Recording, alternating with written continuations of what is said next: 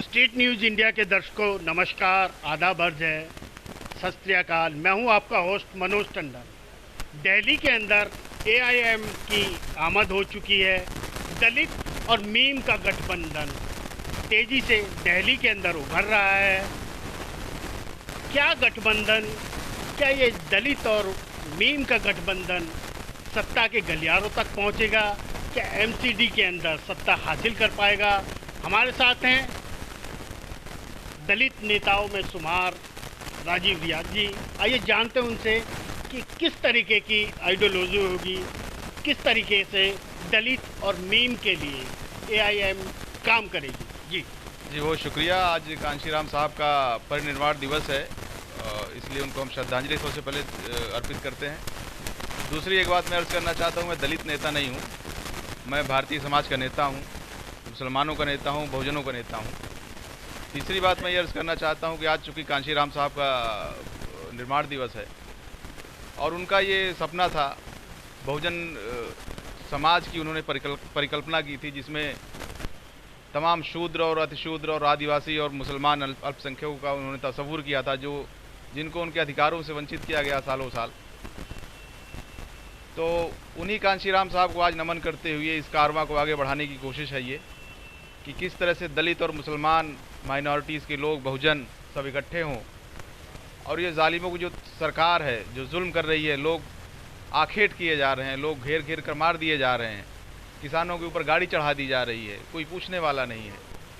तो ऐसे हालात में कमज़ोरों को, जिनकी बीमारी एक है, जिनका दर्द एक है, तो उनकी दवा भी एक है।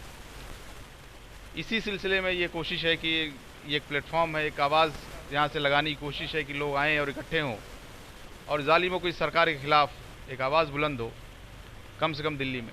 राजू जी, आपने बात की बहुजनों की, उनके हकों की।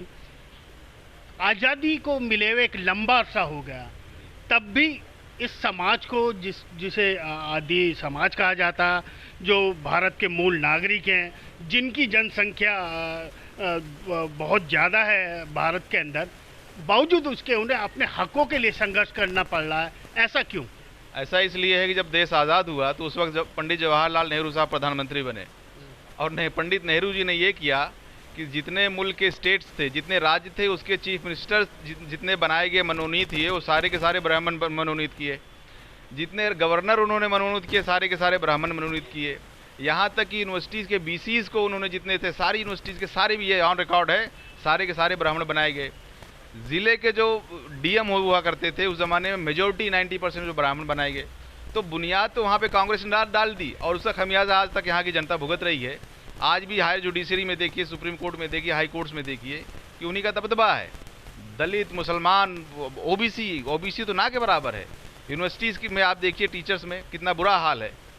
तो इसी लड़ाई को आगे बढ़ाने के लिए ये कोशिश है। इसका वजह यही है कि कांग्रेस ने वो उसको शुरू किया और वो बीजेपी उसको आगे बढ़ा रही है और मज़ीद उसको आगे ले जा रही है। इसी खिलाफ एक जंग है और वो हम सुल्तान सिंह गौतम जी को कांशीराम साहित्य रत्न अवार्ड दिया जा रहा है। आप हजरात ताली बजा करके इसका स्वागत करें। राजकुमार ढिल्लोर जी, जो हमारे सेक्रेटरी, उनसे गुजारिश है कि कलीम हफीज जी को कांशीराम साहित्य, राजकुमार ढिल्लोर जी जो हमारे एमआईएम के सेक्रेटरी हैं, अवार्ड से नवाज रहे हैं। करीब तशरीफ ले आए श्रीमती चंद्रकांता सिवाल जी को बहुजन रत्न साहिब यहाँ तशरीफ रखते हैं, मारूफ साफी हैं और हमारे एमआईएम के ट्रेजरर हैं। अमर बशारत जी को, क्योंकि उनके नाम हमने यहीं एडजस्ट किए हैं, हम उनका अवार्ड उनको इंशाल्लाह उनके घर तक। गौतम जी अंसारी साहब को अवार्ड से नवाज रहे हैं। कीर्ति रत्न जिसे गुजारिश है, जो हमारी शायर हैं, कीर्ति अरे नहीं, वो क्या नाम बताते, पवन पटेल जी। संतोष पटेल जी को, संतोष पटेल जी से गुजारिश है कि ओपी शुक्ला जी से अपना अवार्ड।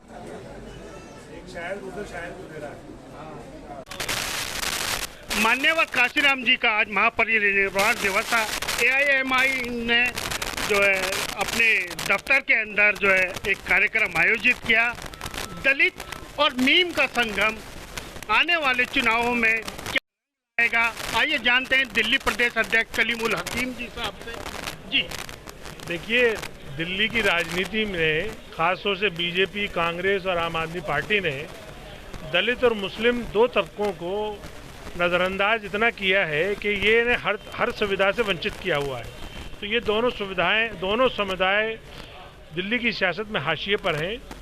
तो आज हमारी वो कोशिश थी, वो एक पुकार लगाने की कोशिश थी, और ख़ास तौर से मान्यवर काशीराम जी की पुण्यतिथि पर कि इन दोनों तबकों को एक साथ लाया जाए, इनको ये एहसास कराया जाए कि तुम्हें इन सारी सरकारों ने तुम्हारा इस्तेसाल किया है, तो क्यों ना तुम अब एक ऐसे प्लेटफॉर्म पे इकट्ठे हो जाओ कि जिससे कि न सिर्फ अपनी सारी सुविधाओं को हासिल कर सको, बल्कि अपना वो लोकतांत्रिक अधिकार आप हासिल कर सको जिसके लिए बाबा साहब भीमराव अम्बेडकर साहब ने इस देश को संविधान दिया, और संविधान के तहत वो अधिकार दिया कि जिसकी जितनी संख्या भारी उसकी उतनी हिस्सेदारी। तो आज उस हिस्सेदारी को लेने के लिए, उस अपनी दिल्ली की सियासत में अपना स्थान पाने के लिए आज दलित समुदाय के बहुत ही बुद्धिजीवी वर्ग के लोग और ख़ासतौर से मुस्लिम समुदाय के इंटेलेक्चुअल क्लास ने आज मंथन किया, बहुत गहन चर्चा हुई, और निकल के ये आया कि ये दोनों समाज एक दूसरे की ज़रूरत है, एक दूसरे के पूरक हैं, और चूँकि तकलीफ़ में हैं तो इसलिए दोनों एक दूसरे के नेचुरल एलाई हैं, और ये दोनों मिलकर अब ज़मीन पे काम करेंगे।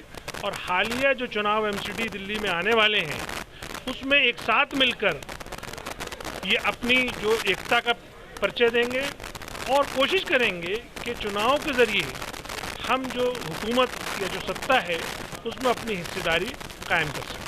हमारे साथ सुल्तान सिंह हैं, दलित साहित्य से जुड़े हुए, क्या पैगाम देना चाहेंगे आज के दिन आप?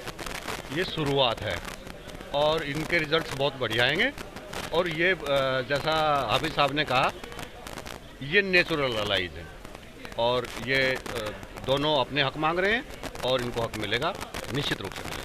बढ़ाया जाए नहीं, आज तो सिर्फ एक ही बात कहेंगे कि ये जो मिशन है ना दलित और मुस्लिम एकता का, इस मिशन को बहुत आगे बढ़ाना है। और ये आज अकेले एक मीटिंग से काम नहीं चलेगा, हमें इस तरह की और भी ऑर्गेनाइज करनी पड़ेगी इस तरह की मीटिंग। हमारे साथ मौजूद हैं चंद्रकांता जी, क्या पैगाम देना चाहेंगे आज के दिन?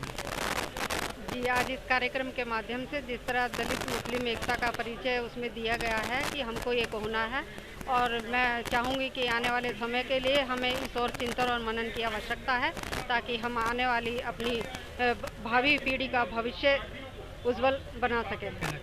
मैं तो इसमें ये कहना चाहूँगा, दलित और मुस्लिम जब तक एक नहीं होगा संविधान नहीं बचेगा। जो ताकतें आज सत्ता में बैठी हैं उस संविधान को ख़त्म करके मनुवादी व्यवस्था को और मनुस्मृति को लाना चाहती है। देश संविधान बचेगा तो हम बचेंगे, इसलिए दलितों का और मुस्लिमों का एक साथ खड़े होकर और सत्ता में अपनी हिस्सेदारी, जिसकी जितनी संख्या उसकी उतनी हिस्सेदारी। हमारे साथ आर्य जी मौजूद हैं। आर्य जी, क्या कहना चाहेंगे?